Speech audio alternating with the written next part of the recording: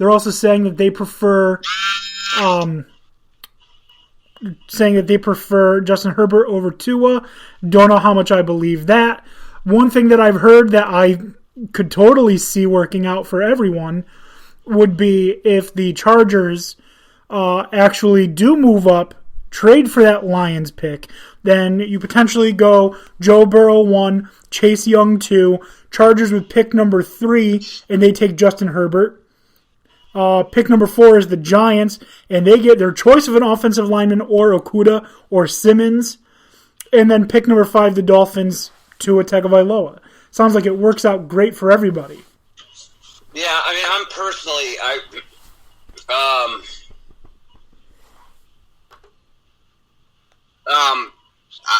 I'm actually more and more sold. I really want the Giants to take Simmons, but because I want that, it's not going to happen. Everybody wants their team to take Simmons. I've seen a bunch of Cowboys fans. The Giants are in the best position to be able to have him. Yeah. Easily. I've seen a bunch of Cowboys fans who are saying that we should trade up to pick number 3 with the Lions and draft him. First of all, we have bigger needs. You know, linebacker is fine for now. We don't need to worry about drafting him when we can, if we're going to trade up, take the best fucking player in the draft and a position that we really need in corner and Jeffrey Okudah. Second best player in the draft behind Chase Young. But if the Cowboys can get that third pick, which, again, it's not going to happen. These are just what some of the fans from the Cowboys groups I've seen are saying, try and trade with the Lions, get that third pick. If they get that third pick and they don't take Okudah, they're fucking wrong. That's it. But I mean, don't get me wrong, I wouldn't be upset if the Giants took Okudah either. It's just the last time an Ohio State cornerback was taken by the Giants, that backfired royally. Yeah. I did see a mock draft today that had Okudah falling to 12. Why? Damn. Because there were a bunch of teams that traded up for linemen and quarterbacks in there. That to me just sounds obnoxious. Yeah. It's absolutely obnoxious. Could I see him fall out of the top 5? Potentially. Probably not. But if I could see that happening because I with the Giants there, I don't know, because they may take that chance, but I could see it happening if teams are so panicked to get their quarterback that they want, with the top 3 being the big names that are going to go. Yeah. You're right. I agree. I think it's not out of the realm of possibility. I just don't think it's going to happen. And if, for some reason, he falls out of the top 10, then the Cowboys better get pick 11 and take him. That's all I'm saying. You got to pay for it.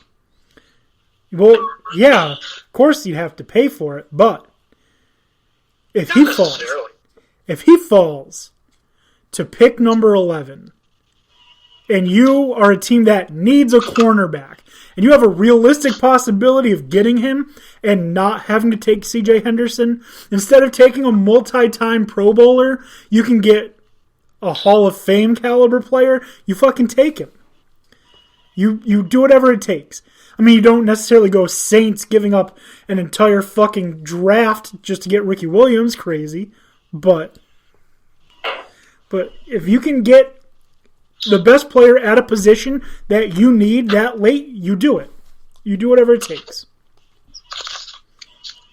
Anyways, let's get into the AFC North, shall we? Yeah. All right. Let's do it. All right. So, give me 1 second. First team, again, we're going alphabetical. First team, Cincinnati Bengals. They have pick number 1. Position they need is a quarterback. Is it going to be anybody other than Joe Burrow? No. I don't understand how it could be anybody but Joe Burrow. I mean, when you think about the pick itself, you know that he already has an idea of what it's like to deal with the weather in Ohio. He spent a very large portion of his career there. He's shown an ability to win, and he's been beating NFL defenses. Yeah. And that's a huge part of it, too. So, it just seems stupid not to take Tua. Not Tua, not to take Joe. But, that's the thing. Like, do you want to take... It feels like the other two quarterbacks that would be in the conversation would be more gambles than Tua, who seems like he's going to be ready to go.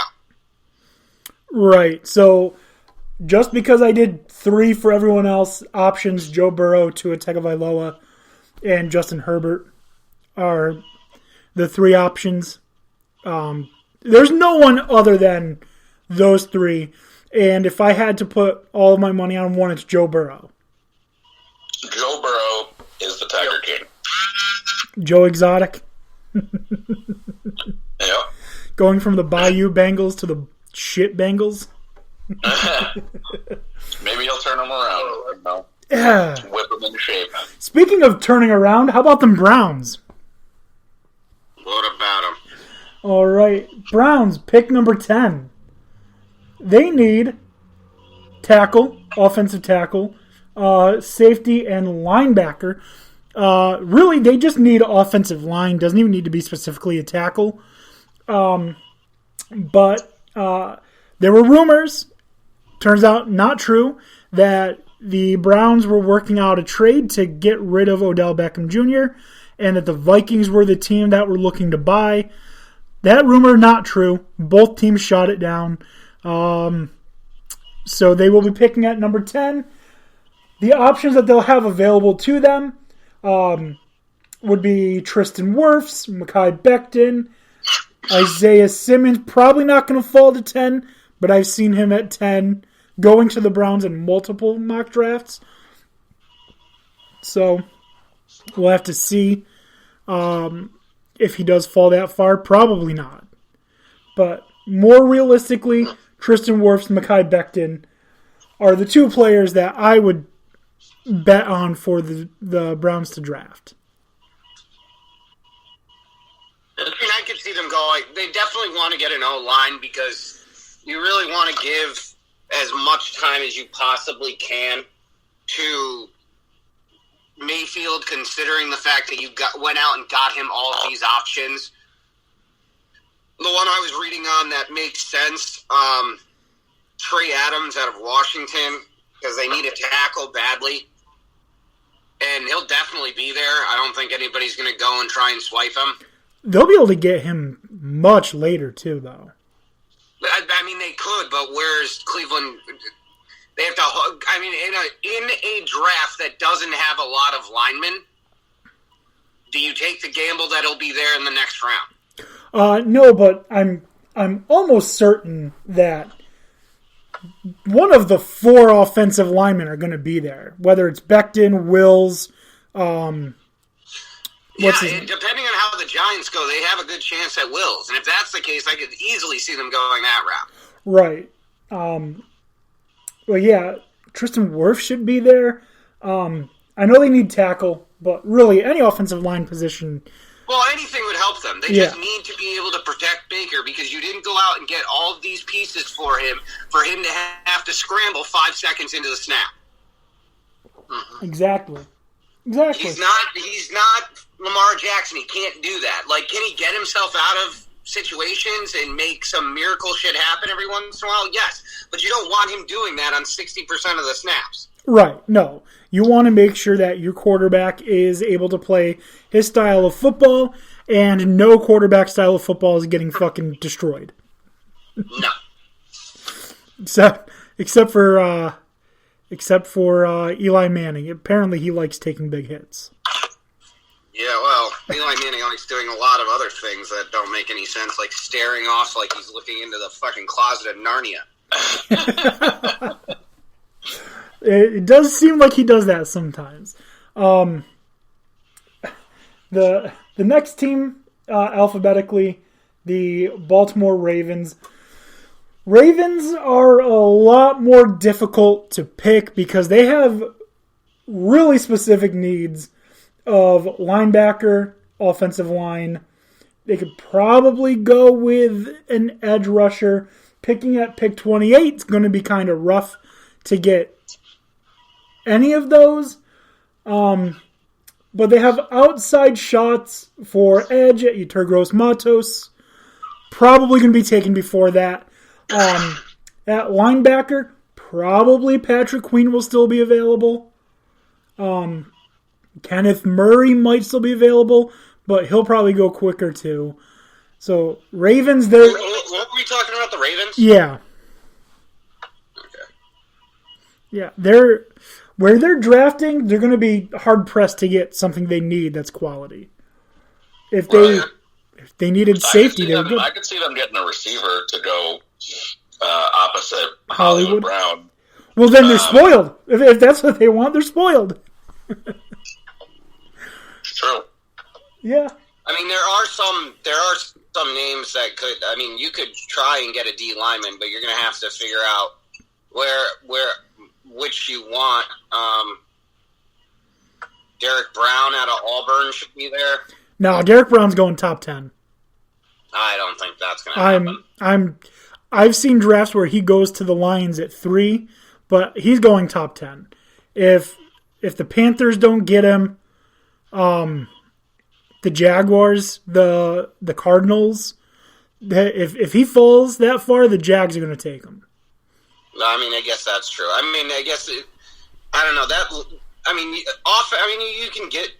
I could definitely see them getting someone to play opposite Hollywood Brown because that really locks up your receiving core and your quarterback for the foreseeable future. Yeah, I mean, especially depending on the type of wide receiver. What kind of wide receiver would they need? Like just a big physical body, right? Yeah, likely because Hollywood's a route runner who catches everything. Brandon Ayuk might be there. Speedy. So they definitely want like a big target. Laviska Shenault will be there. Brandon Ayuk will be there. The kid from Minnesota will be there. Yeah, I mean, I'm leaning wide receiver or linebacker to them. If one of the top couple linebackers fall, there's a chance. There's always a chance. Patrick Queen could fall to them.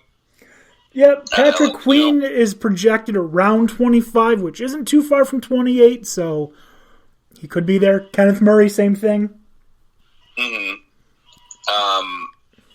And I think if Queen and Murray don't fall to them, they'd probably go wide out and wait for some of the second tier linebackers after that in the following round, and go wide out at that point. As we said, not a ton of needs. They do have to replace Yonda, but at their position, that's going to be tough to do. Yeah. So I don't know if they'll address that. They might just try and see how they work without him this season and try and address it next season. When the offensive line draft is better. Well, they could also be thinking that way now, like what Dan's saying, with what they need. They may be thinking, let's stock up next year. Let's trade this pick away now. Yeah, which makes sense because if you need if you want a receiver and you want a big bodied receiver, if you're not, there's going to be them later. Yeah, you're going to have Laviska fly off the board. No, you can have Laviska Shenault in the second round. You're going to have Donovan Peoples-Jones in the third round. There's going to be big receivers late. Yeah, so I mean, you can go get them. I mean, it's at this point, it kind of makes more sense looking at it from the Ravens' perspective. If the next year's draft is going to have more than what they want, offer it up. See who will take it. Maybe you can get their first round next year. Yeah, I mean, it could absolutely be worth it. Especially if someone wants to trade up, not thinking that whoever they're going to get in the second round is going to be there anymore. Yeah, I mean, who knows? This could be the position that the Patriots are like, you know what? Now's the time to take a quarterback. Let's get their pick and draft Jordan Love or draft Jake Fromm or whatever quarterback they see could realistically help them at pick 28. Or maybe they